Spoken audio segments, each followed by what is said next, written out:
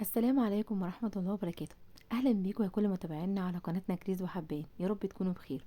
النهاردة إن شاء الله معانا طريقة جديدة للفراخ. كل مرة بقدم لكم الفراخ بحاول إن أنا أغير فيها، سواء في التتبيلة أو في طريقة التسوية، عشان تديني طعم جديد ومختلف. سواء هنا هتستعملي وراك أو هتعملي فرخة كاملة، مفيش أي مشكلة. هتجيبي بقى الفراخ بتاعتك وتغسليها غسله كويسه ونحطها في محلول النقع، وانا شغاله هقول لكم برده محلول النقع ده عملناه ازاي. معايا كمان كوبايه من الزبادي، معايا صويا صوص لايت خفيفه، ومعايا 3 معالق كبار من الكاتشب، وربع مع كوبايه زيت، ونص كوبايه ليمون، وكمان خل. ومعايا بقى التوابل، هيكون معلقه صغيره توم بودره، معلقه صغيره كاري، معلقه كبيره ملح، معلقه صغيره فلفل، معلقه صغيره بابريكا، ونص معلقه جنزبيل، ونص معلقه كركم، ونص معلقه قرفه، ونص معلقه مرقه دجاج بودر. التوابل دي هتنقلها في حته تانية خالص وهتديها طعم حلو قوي.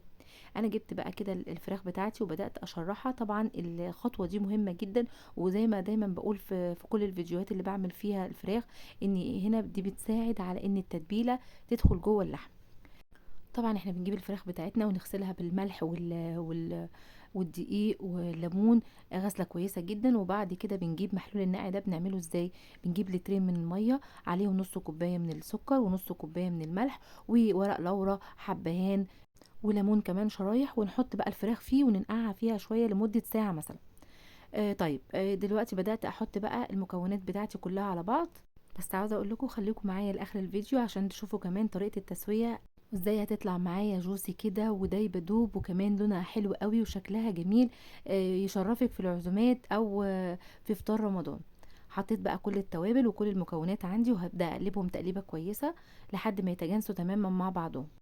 هنزل بقى الفراخ بتاعتي فيها وهتقعد بقى في التتبيله. يا سلام بقى لو انت قادره ان انت تقعديها في التتبيله فتره، يعني مثلا تكون قبلها بليله. لو انت مستعجله عليها مثلا من 4 ساعات، يعني اقل حاجه ساعتين عشان يديكي نتيجه معقوله. بصوا، زي ما انا بعمل كده انا بحاول ادعك التتبيله في الفراخ نفسها، وادخلها كده من تحت الجلد، واحاول ادخلها في التشريحات او الفتحات اللي انا عاملاها في الفراخ عشان تتشرب بيها. زي ما قلت لكم ان كل مره انا بعمل الفراخ بطريقه مختلفه بتديني طعم مختلف عن التاني. يا ريت تحاولوا ان انتوا تجددوا في الاكل دايما وتعملوا تتبيلات مختلفه، هتعجب ولادك وهيحس ان هم بياكلوا من بره كده. احنا هندخلها بقى التلاجة، زي ما قلنا المده على قد ما تقدري قعديها في التلاجة. هنا بقى نيجي لطريقه التسويه. انا جبت الشوايه بتاعه الفحم العاديه، وهبدأ بقى اخد شوية زيت كده وادهنها كلها من الجنب ده والجنبين بتوعها، يعني كويس قوي. ليه بقى انا بعمل كده؟ علشان لما اطلعها من الفرن واجي اشيلها، الجلد ما يلزقش في الشبكة ويتقطع معايا، فشكلها يبوظ مني وانا بقدمها. فطبعا الجلد بيبقى شكله حلو قوي ما يكون على الفراخ كده. هقفل بقى الشبكة وهتني الجزء بتاع الشبكة ده، لان انا عندي الفرن مش كبير، فالفرن مش هيقفل على الشبكة وهي بالجزء اللي بره ده. علشان كده انا تنيت الجزء الخارجي ده.